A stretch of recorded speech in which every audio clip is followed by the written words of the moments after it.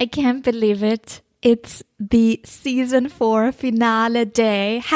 #Impact, a podcast about stuff that matters, is wrapping up a really exciting season 4. Thank you so much to all of you for being part of it. This is a really fun episode where I'm interviewed about all the ups and downs and the challenges and surprises and memorable moments and learnings that I have encountered as I was bringing you this really special season of #Impact podcast. The wonderful co-host Amanda Williams, it's become such a wonderful tradition, is leading the conversation, and I invite all of you to keep following our journey. Subscribe on your favorite podcast app, wherever you are listening right now. If you're listening on a phone, make sure to hit that subscribe button so that you get the next episodes as we're kicking off a really exciting season ahead as well, right onto your phone. We're on Apple, on Spotify, across all these different podcast apps. So it's a really convenient way, if you haven't found us on these apps yet, to just listen right on your phone. So check that out. For all the links and getting in touch and leaving feedback and just reaching out to me, I want to hear from you. Just check #impact.com where you find all the links and contact details. And now dig in, enjoy the season 4 finale.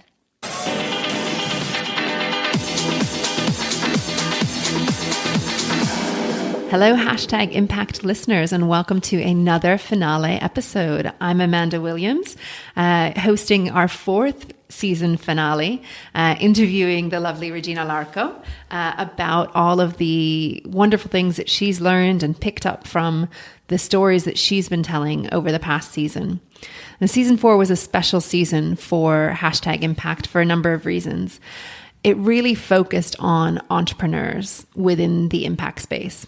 So to work in the impact space is hard enough. You're up against regulation, you're looking for donors, you're, really working passionately on a project and often not getting paid quite enough for it. But to actually start something, to start an NGO, to start a social enterprise requires all of that passion, as well as a lot of grit and resilience to just get something moving and get it started. And Regina herself is an entrepreneur, setting up this podcast and really growing it over the space of 4 years. So for her, this was a great opportunity to talk with fellow entrepreneurs who've started something from nothing and, really revisit some of the journeys that, some of the people you haven't spoken to since 2016. And so there's been a lot of change in their organizations and how they're approaching and how they're making impact in their worlds. So it was a really, really special season for #Impact to revisit 10 founders. So 10 entrepreneurs who've set up their own impact businesses or charities. Regina, why did you pick this as a theme for season 4? What inspired you to do this now? I mean, as you mentioned, Amanda, and I always have to give a little context here as well. First of all, I'm so excited that we're doing this for the fourth time around. It's become such a beautiful tradition, and thank you for doing this with me, to give me the space to reflect on the journey as well, because oftentimes, as all these founders that I spoke to in this season as well, we're just hustling and doing and day by day trying to just put out some fires and get whatever it is we need to do on our to-do list. But there is not so much time we take to reflect. And that's something that I really wanted to do with the founders. And that was my motivation to give our listeners also a bit more of the reality of what it really takes to not just start something, but to actually keep at it and not give up. And that's why I wanted to see these people again. And as I shared in former episodes, I love them all. I wish I could have met with every single one of them from the past seasons. It's so nice to build these relationships with the guests that have become more of a community as well, and to connect them with each other. That was something that was a big goal for me as well for this season, and I'm happy to see that this has worked really well, and the community has gotten even closer.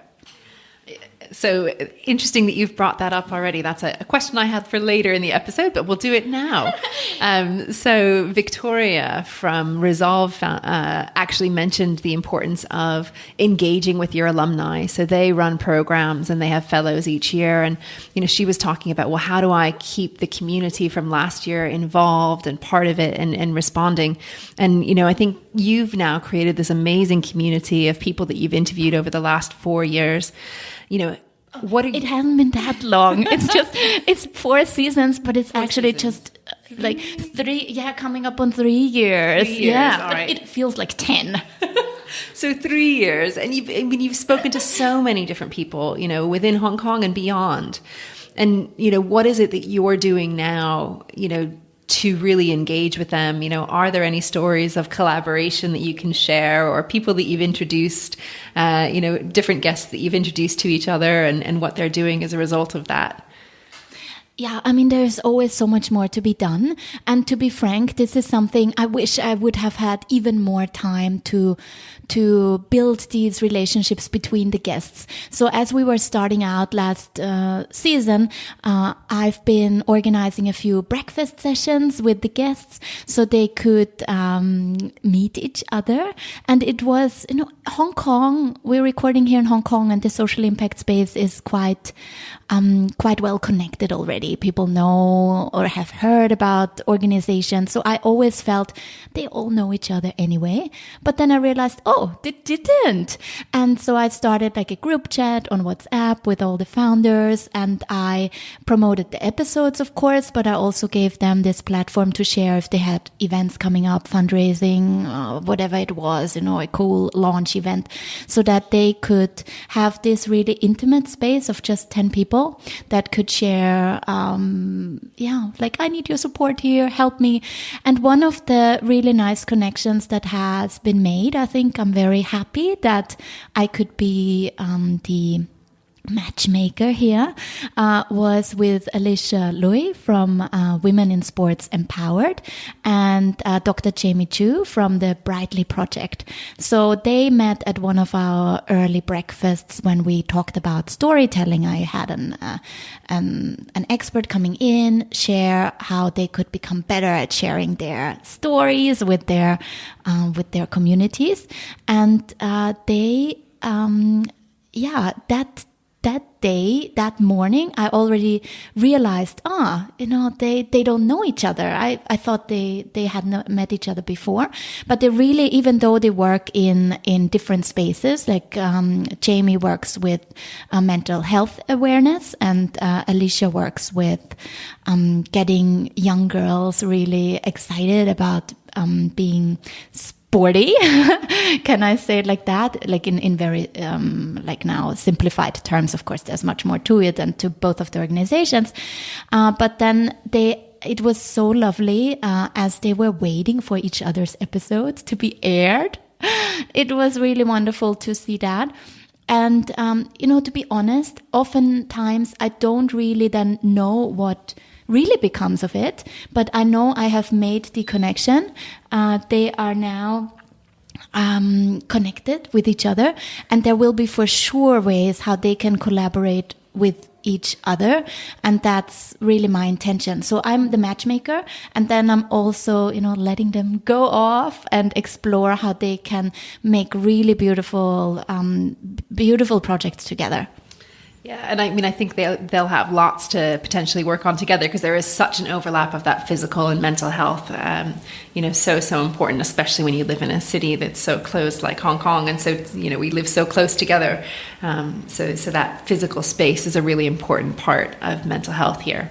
I think that's absolutely brilliant. And as you say, bringing together the founders, creating that space for them, that support group, it's a hard, lonely road when you're a founder. You're going through these very difficult times. And so by creating that group, I think that's a fantastic gift that you've given the people on this episode to. And myself. And yourself, absolutely. And yourself, You're one of those founders, right?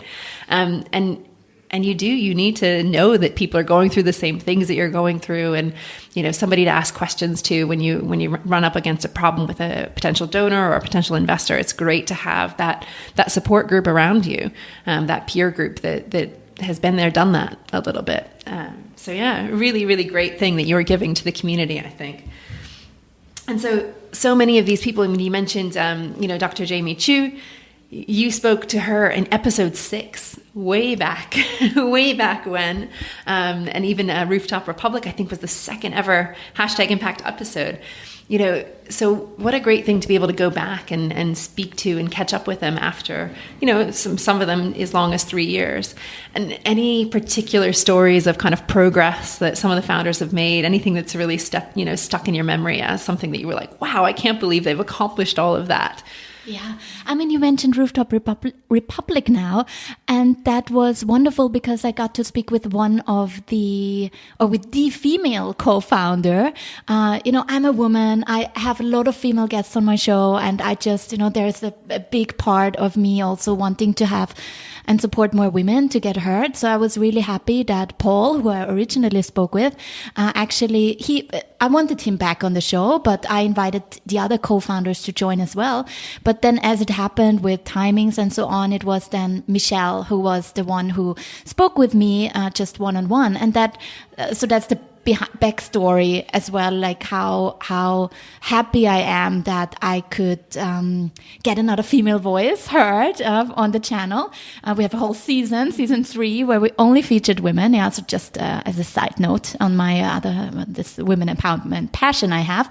And when you look at Rooftop Republic, I mean, when I first spoke with Paul, what I found really encouraging for myself back then I hadn't started a business yet. When I recorded episode 2, the early days of #Impact, it was really me just trying to learn how to do audio editing. And that was my whole vision I had I wanted to start a podcast. And he back then said, we started out, we didn't even have a business plan. And that actually encouraged me so much to go ahead. Then, it took another 1.5 years after that meeting with Paul, but it left such an impression on me to see, wow, maybe sometimes you don't have to have a plan all figured out, and you can allow yourself just to try something. And then seeing how within these 1.5 years since I spoke, now what plans they have in place now, and what kind of collaborations they have started with big corporations. I don't know the exact numbers. I don't want to say anything wrong now, but loads and loads of projects where they're bringing these beautiful rooftop gardens and all these plants and vegetation to the skyscrapers all over Hong Kong and China. So they're not just in Hong Kong anymore. They have expanded. And this is something that keeps me just inspired along the way to see, you don't see the progress so much when you look at it day by day. But that was the intention for me as well. I wanted the founders, I didn't tell them that, but a little bit a motive I had, I wanted them to listen to their old episode. I wanted them to listen to the first time we recorded so that they have that aha effect. And not everyone did, I think, to be frank. But for the people that did, like Alicia, for example, she really pointed out, like, oh my goodness, like what I shared back then. Or also Victoria said that, wow, I mean, where I've been a year ago and where I'm now, it's been so much progress has been made. And, let's take a moment just to say, like, okay, I'm doing good. I'm doing great. Now, move forward. Yeah. I mean, I think that the need for reflection is so unbelievably important. And it is so hard when you're really pushing something forward, because you are always on that must, next item on the agenda. And so you've really given them that space to do that reflection and see what it is they've accomplished. And I think for us as listeners, one of the ways we could really kind of immediately understand how much progress has been made is that you actually visited so many of your your guests this season in their own spaces, in their own premise. In those early episodes, you were meeting a lot of them at cafes or co-working spaces. Rooftop Republic now has this fantastic big space in Kowloon. You were recording outside there. You got to go to the guest room, which I don't think it had opened yet when you last spoke Impact to Jeff. HK, of course. Yeah. Look at the progress of his organization. That was the first episode of season 4. So, please, if you haven't listened to the episodes, go back and have a listen. Yeah, he is supporting. He's running 2 organizations, 2 charities, and one of them supporting homeless people in Hong Kong. So yes, you're right. When I recorded with him first time, we were in a Starbucks, and it was just. He was still a teacher. Yep. He was still a full-time teacher, and he just did this kind of like as a side hustle with a lot of, heart and time that he put in it already back then. But to actually see him to now be the first employee of his own NGO and to take that step to quit his job and go into it and then sit with him in that community space with these, with these homeless people around us who were making food for each other. It was just incredible. Yeah, it's really amazing to see some of the stories and how far everybody's come. And, I think I'm amazingly excited that they're all still in business, which, anybody that follows startups and early stage businesses know, that's just lasting that first year, that first 2 years is a huge accomplishment. And everybody, you didn't have to pick and choose and only go back to the successful ones. Everybody that you've spoken to is still around, is still doing what they do. And I think a lot of that comes down to, they're driven by passion, really driven by, that is their motivation. It isn't just, trying to make the next big thing, or they're doing this because they believe in it. And yeah, I think Jeff is a great example of that. And I think, for those of us listening, especially to that founders, there were so many lessons and so many messages that they all had in terms of, how they've dealt with difficult situations, how they've built up their resilience. But I think if I had to pick one message that everybody had, it was just do it. Go out there and start and get it moving. As you said, the starting without a business plan, as the Rooftop Republic did, and is you just got out there, and took, got your business started before you even had the business license, really knowing exactly where you were going to take it. And that kind of just do it mentality for me really came through in all of the episodes. Were there any other lessons that you think, especially as an entrepreneur yourself, any other lessons and learnings that some of your guests shared that really resonated and that you would hope wannabe entrepreneurs listen to? Mm-hmm. Definitely just launch before you're ready and before you are really 100%. It is never going to be 100% perfect. And this is something that helps me so much as well in everything I do and all the things I try. It is a bit scary to put yourself out there with a product or with a service where you are not 100% sure. Like, first of all, is this going to fly? Or, oh my God, the website still looks awful. Yeah. Painful for me to look at the Hashtag Impact website, how it looked when I launched. Yeah, it really, really, yeah. But if you don't do that, then you're never gonna progress. And then that's something that all of the founders have really shown. It takes guts to then do it as well. And even if you don't, you never have a guarantee. Get over that feeling of this uncomfortable feeling of, I wish I could do that a little bit better. It'll never be perfect, and just go ahead, try. Yeah, and I think a lot of them also spoke about, being learning organizations, that, or, bringing in that feedback loop, that iteration, and how important it is to, just give yourself that ability to, how's it going? Those check-in points again, using that measuring and monitoring and whatnot to be able to really say, am I making the impact that I want to be making? And, what can I do better? And they all show that resilience, but also the flexibility. And I think that comes with kind of social entrepreneurs. It's a really important space because you are focused on that beneficiary, on that impact you're trying to make, as opposed to just, the dollars and cents coming in every month. And Yeah, so there were some really great lessons for wannabe social entrepreneurs out there. So do go back and have a listen to season 4 if you haven't already. One of the episodes, I think, for me that really, and not just me, I know it touched a lot of people. You have always been super passionate, obviously, about helping people tell their stories, in the most authentic way possible, and also to reach the kind of biggest audience possible. And you really got to kind of delve into the importance of storytelling when you spoke with Angie Lau. And so for those of you that don't know, Angie's a broadcaster from ex-Bloomberg, wasn't it? Ex-Bloomberg, and she set up her own organization. She's a founder herself. She's a founder herself. Definitely a kindred spirit in terms of that, the importance of story and getting the word out.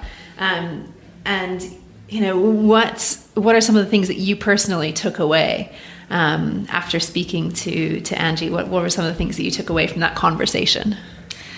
You know that saying that people won't remember what you say, but how they make you feel, right? And that's just thinking back of that episode. There's just that feeling of empowerment and go get it, do it. I've been listening to this episode so many times when I had like a down day. Oh my goodness. It's such a motivational piece. And Angie is so inspiring in the way she expresses herself, in the way she tells her story. Yes, she has the experience. She's been in broadcasting for a long time. Every word has weight. So I learned that from her, how powerful every single word can be. So choose them wisely. But also what she said about, hence the empowerment, how much of, especially when you're a founder, how much of the story of your organization is your story, you as a person, and how you should allow yourself to be authentic with that, with all the imperfections and all the things that might happen behind the scenes, how you can let your, how that can be your strength, and how that can be something that will make you resonate, that will make your listeners or your clients or your customers or your donors resonate even more with you if you allow yourself to see that as a strength and not as a weakness. So this is an episode I recommend everyone to listen to if they need a bit of a confidence boost, and of course then her tricks as well of how you can tell your story in a better way. Yeah. I mean, storytelling is so key for all of anybody working in the impact space. Whether you're convincing volunteers or donors or investors or customers, whoever it is, you need to be able to tell that story from a really authentic place. And I think, this is something obviously very close to your heart. Not only the Angie interview, you also took part in a podcasting festival this year, again, to kind of really help promote just the spirit of podcasting, which really is all about telling authentic stories. And I think it's something that we're seeing growing here in Hong Kong. Definitely over the last year, there have been more and more local podcasts being set up. And so you did a live recording at the podcast festival.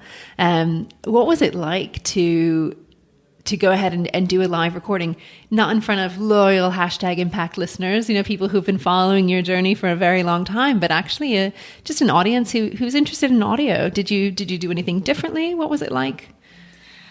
I didn't do anything differently. I was just my usual self. And I think that's, I learned that from Angie. And she was there that day. Oh, it meant so much to me. She was sitting in the front row, hearing my interview with Sue Toomey. I went back to my very first guest on the show. So that was a really fun recording. And I was just myself, and I just had fun with it.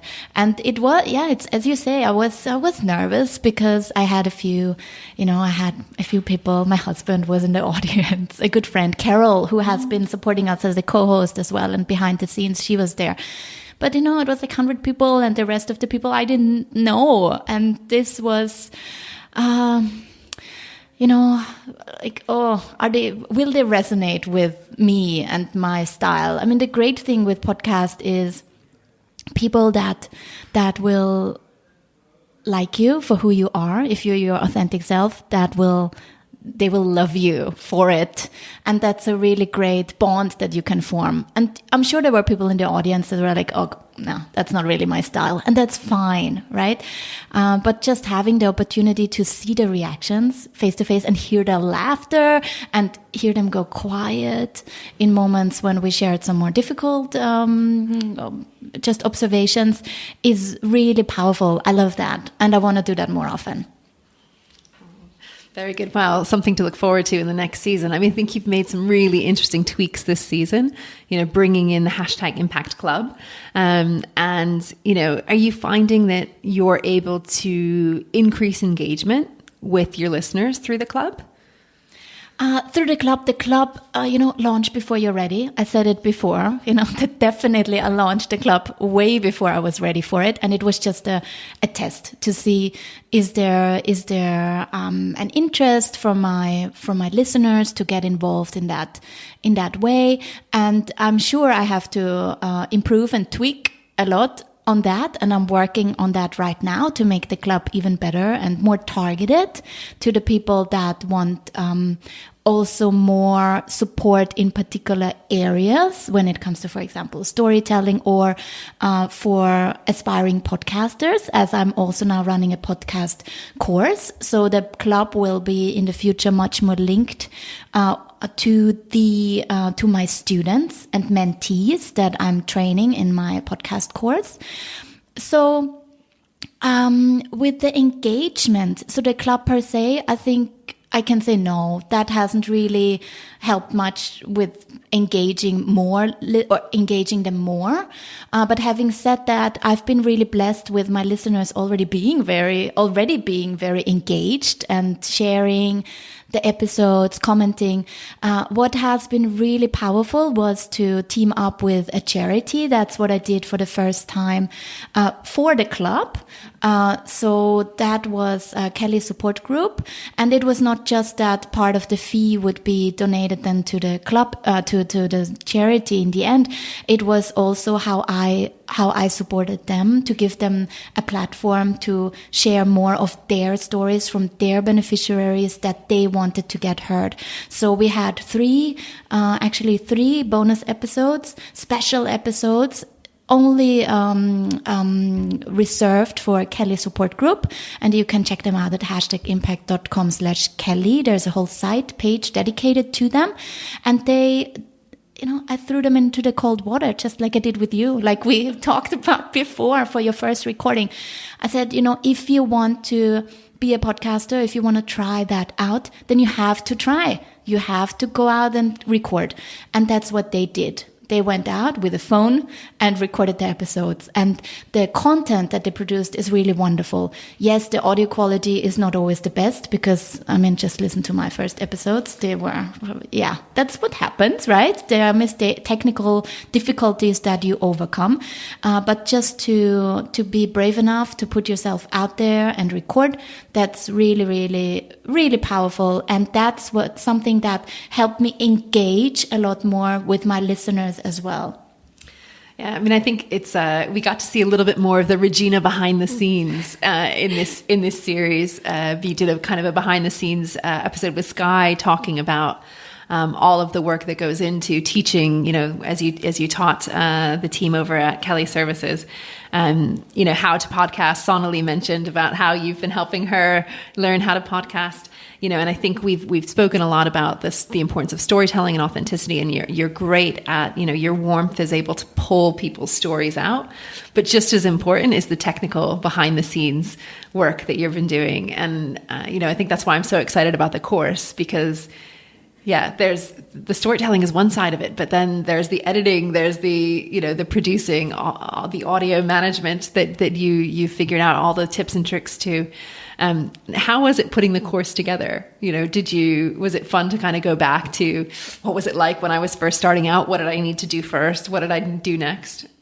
It was so fun to put it together and a great learning experience for me. And oh my, was I naive when I started recording that podcasting course. I thought, I'm just going to put this together. I already know how I want to teach it.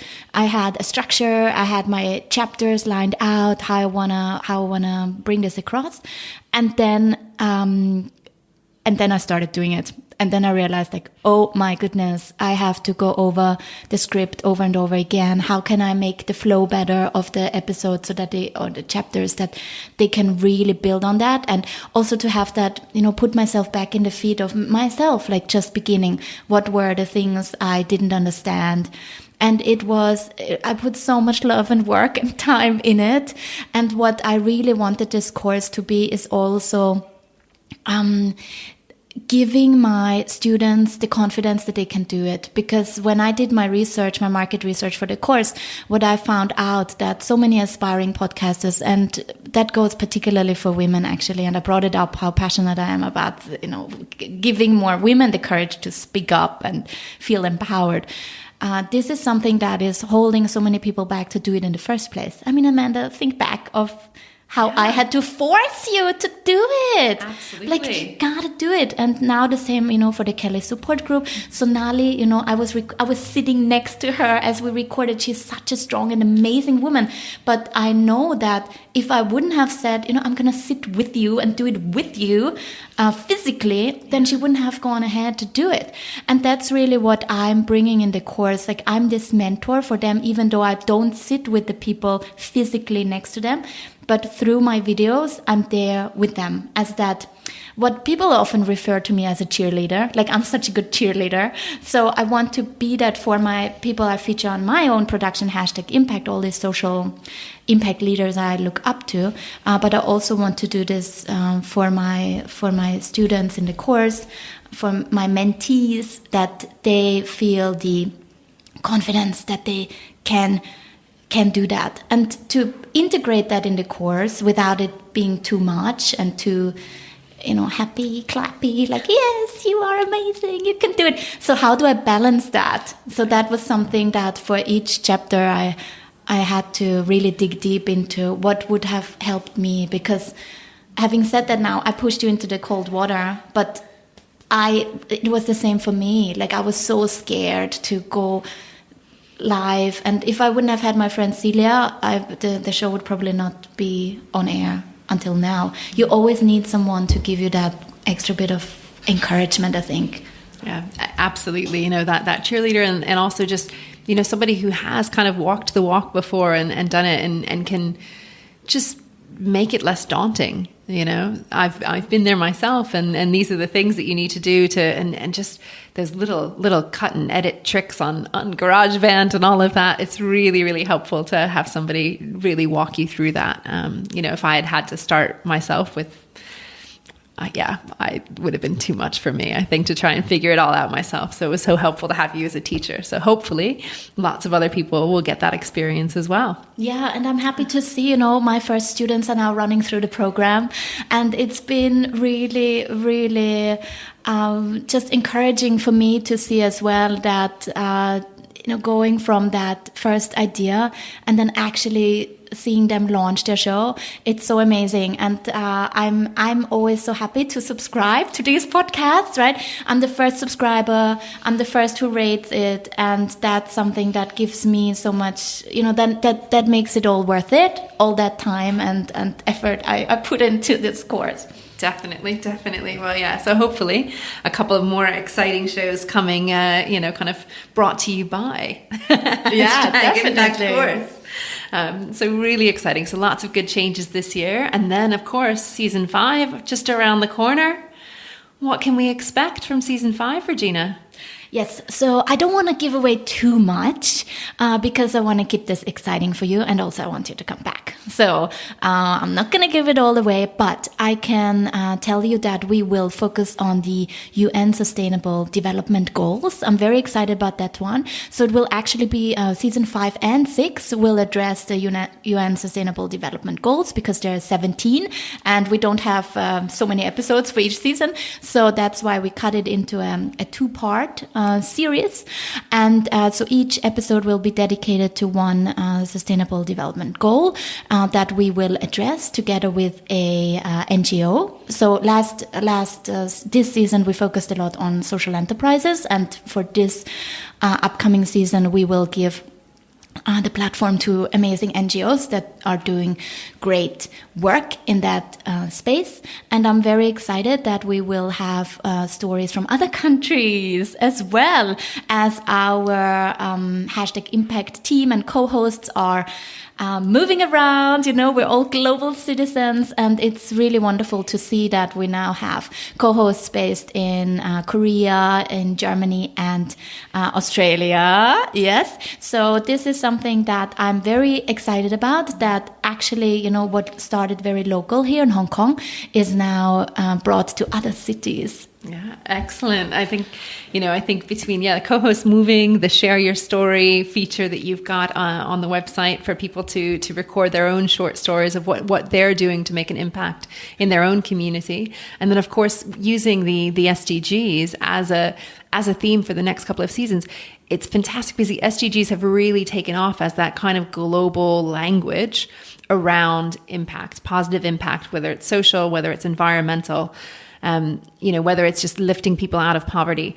It's really fantastic. It's, I've seen it on hotels featuring it, so the corporates are taking it and running with it. And the NGOs are very excited to have that kind of common language that they can speak to donors, speak to governments about. So I think a brilliant choice for a theme, lots of exciting topics to cover. As a result of that. So yeah, fantastic. Well, season 5 sounds quite exciting. Looking forward to that. All that's left, Regina, is our quickfire round. The quickfire, the legendary, that's what I call it nowadays. The legendary hashtag Impact Quickfire round. Bring it on. All right. So what other podcast would you recommend if people aren't listening to that they need to listen to? Be Your Change. Yeah, this is one I discovered earlier this autumn over Instagram. So check out Be Your Change. It's a French-born global citizen recording from LA with a very different approach that Hashtag Impact has. So check that out. Be Your Change. Excellent. And, following on from this global theme, where else are you hoping your next co-host reports from? Any interesting countries that you're excited to hear what's going on in their impact world, or perhaps just a listener from that country to share their story about what's going on? Anywhere really. My first just gut feeling was Scandinavia. I think they're very, with a lot of things, they're very kind of like leading the way in a lot of sectors. So I'd love to have someone in Scandinavia. So reach out to me if you're based in Scandinavia and want to do a Hashtag Impact episode. Yes. Brilliant. Sounds good. Now, one of the other big topics, obviously, for founders is always resilience and mental health and keeping going. What is your top tip as a founder yourself, as a working mom? How are you keeping your mental health, your resilience? How are you keeping all of that going? Be very mindful of your screen time and turn off all your notifications. This year I have turned off notifications for WhatsApp. It has changed my life completely. So be mindful of that. Give yourself lots of screen-free time. Very, very wise words for everybody, not just entrepreneurs. And lastly, it's been a busy year for you. Lots of changes, lots of things going on. What was your proudest accomplishment for 2019? It must be the course.